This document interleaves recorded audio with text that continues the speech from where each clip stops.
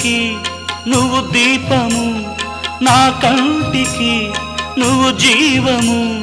మూసిన తలుపులు తీసి ఆశలు దోసిట పోసి మమతను పంచిన మహనీయుడ నిన్ను ఏమని పిలువను నేను. ఇలవే